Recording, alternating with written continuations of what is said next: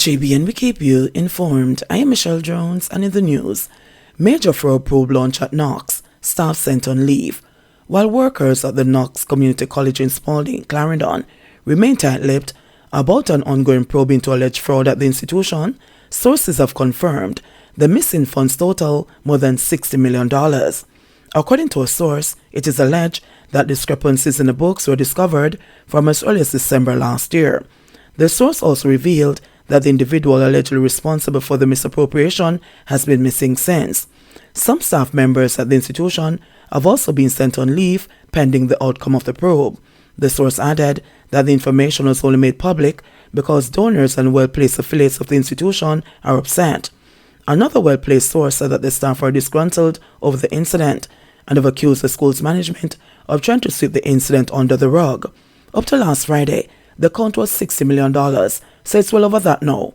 The school has about 200 students, and $60 million could pay fees for those students, the source disclosed. Several calls to Dunbar McFarlane, the school's chairman, went unanswered.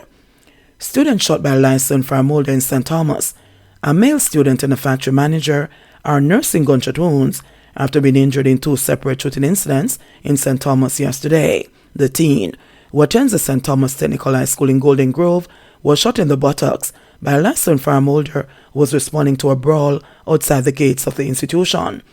Deputy Superintendent O'Neill Thompson, who is the operations officer for the St. Thomas Police Division, told reporters last night that the wounded youngster was recovering in hospital.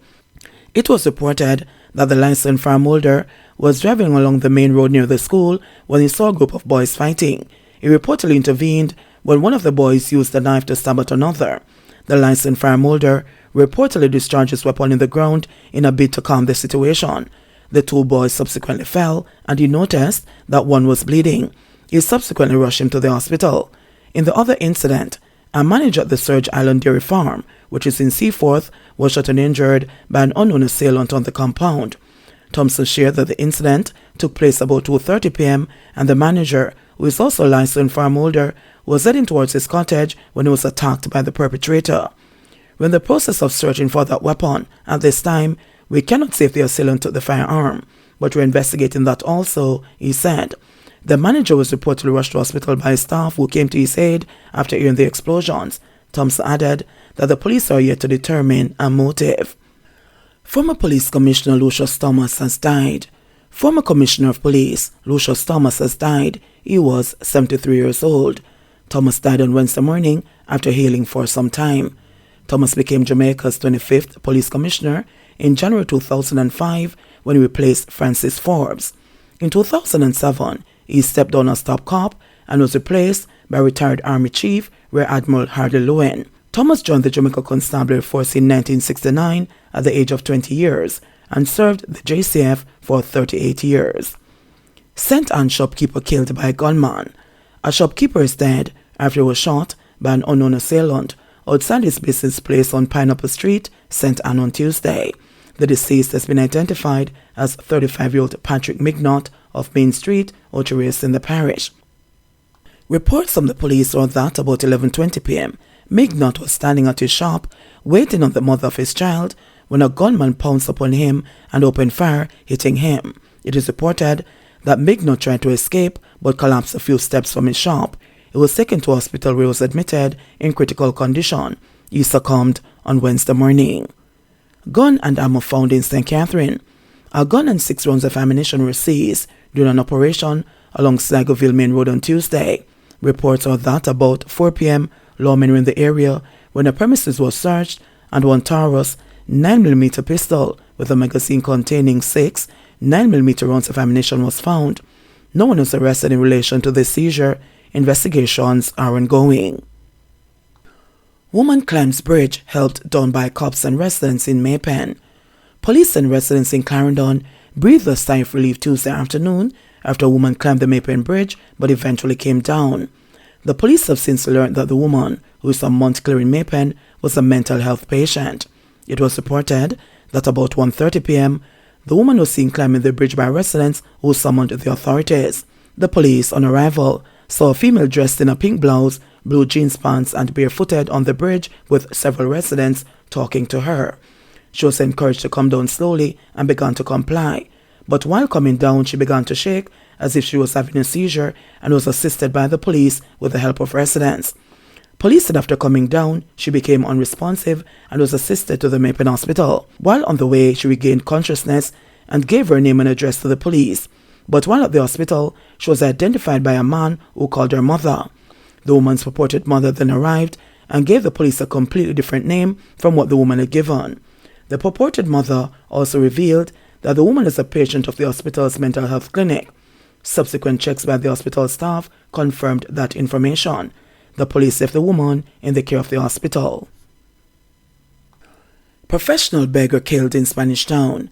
A dispute between two men, one a beggar and one who operated a small shop in Spanish Town, is believed to have led to a suspected case of homicide. The deceased has been identified as Isaiah Atkinson, who residents say was unemployed but was a professional beggar who operated at a traffic light along the Spanish Town bypass.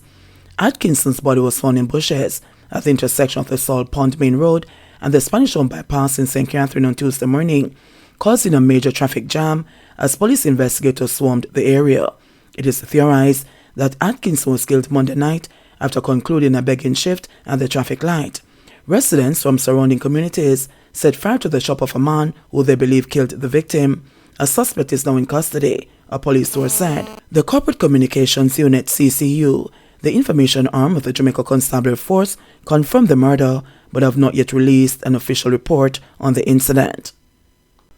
Cop found guilty of murder after shooting two at football match. A policeman was convicted of murder and unlawful wounding in the St. Anne's Circuit Court on Tuesday and will be sentenced next month.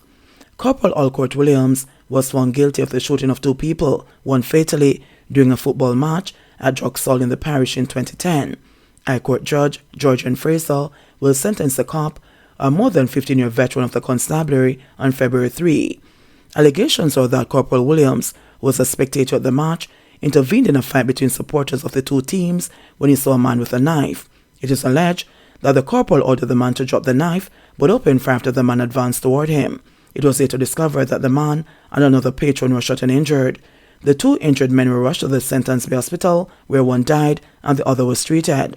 Following investigations, Williams was subsequently charged. Shock and anger, Clark disgusted by evil fraud allegations at SSL. Finance Minister Dr. Nigel Clark is expressing shock and anger at the multi-million-dollar fraud allegations at Stocks and Securities Limited, SSL. In a statement late Tuesday, Clark said, "Like all Jamaicans, I'm in shock and feel a profound level of anger and disgust at the alarming and evil fraud that has allegedly been committed at Stocks and Securities Limited, and which is a source of public discussion and anxiety at this time." However, the Finance Minister noted that he has great confidence in the investigative authorities to unravel all aspects of the alleged fraud and bring all perpetrators to justice. Clark also sought to assure investors that Jamaica's financial system remains strong. At this time, it is tempting to doubt our financial institutions, but I would ask that we don't paint an entire hard-working industry with the brush of a few very dishonest individuals, Clark said, adding, "Jamaica is a leading financial center in the English-speaking Caribbean, and we do everything in our power to protect Jamaica's position in this regard." Clark's remarks comes against the background of a deepening probe into the multi-million-dollar fraud scandal. The Fraud Squad and Financial Investigations Division (FID) announced on Monday that questionable transactions were being made on some of the affected accounts at SSL for more than a decade. Stating that the matter is being treated with the highest priority by the FID, the Fraud Squad and the FSC, Selwyn Hay, the FID's Chief Technical Director, said they are not yet able to quantify the exact amount fleeced from the affected accounts. With Tyler Desmond having expressed a lack of confidence in the performance of their Member of Parliament Desmond McKenzie, several residents in Denham Town, West Kingston, are calling on Prime Minister Andrew Holness to intervene as a gang war over turf continues to threaten their safety. In fact, the irate residents have threatened to switch political allegiance if the situation remains unresolved. We're tired of this man. We don't want to see or hear from him anymore because from 2011 it's a gone and we need the Prime Minister to step in now, a resident said on Tuesday. Tensions are extremely high in the volatile Kingston Western Police Division after the deaths of three men alleged to be major violence producers. Several shootings Threats of genocide and alleged excessive use of force by security personnel have left residents fed up. If the Prime Minister can't come talk to us and deal with the situation, and Mr. Golding will return to, people on the outside of comment don't know what is happening to us in here, said another resident. The police imposed a curfew across the division, which started on Sunday at 6 p.m. and is scheduled to end later today at the same time. They also released the names of 18 men who have been listed as persons of interest. The residents have also raised questions about the police's response to the situation. 18 men who come from Denham Town and are we under attack? Them all include man who walk on crook stick, man with dead and an elder. So this coming like a joke thing, challenged another resident. A concerned mother, whose son attends a high school within the division, said her child has been unable to attend classes for the past 5 months as a result of the violence. Them say my Denham Town man and he mustn't come across the border else I'll kill him. Right now I'm free like a war. I mean I force my son in a gunshot, the mother said. The residents said that they have lost faith in Mackenzie as well as the police, who are led by Senior Superintendent Michael Phipps.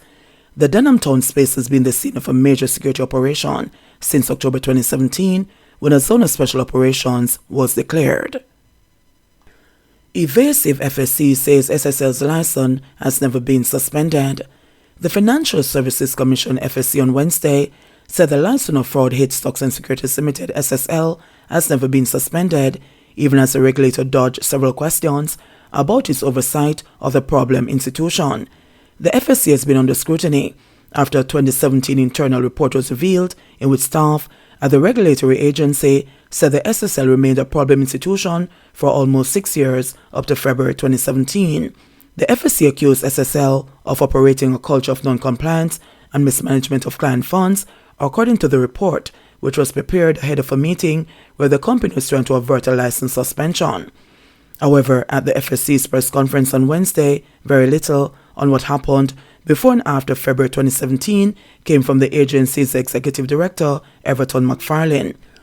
We are aware that there are a number of questions that are of public concern. Questions, for instance, relating to the FSC's past actions, what we knew, when we knew it, what we did. But our ability to answer certain questions at this point in time is constrained, he said, seeking to preempt journalists. You outlined 2 roadblocks he claimed fettered the FSC's ability to speak: the ongoing fraud investigation and confidentiality obligations.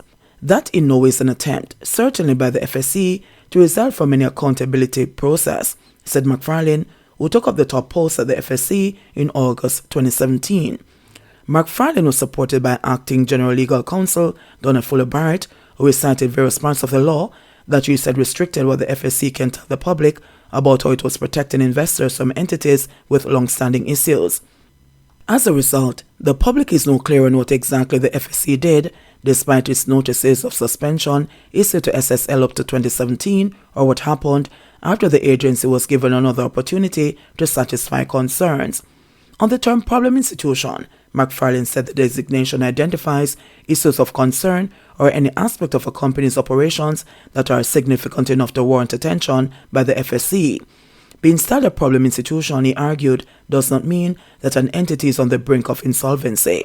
And speaking generally, the FSC's lawyer said suspending a license or pulling plug is a last resort, and entities are given an opportunity to fix issues to reduce any negative impact on clients and the industry.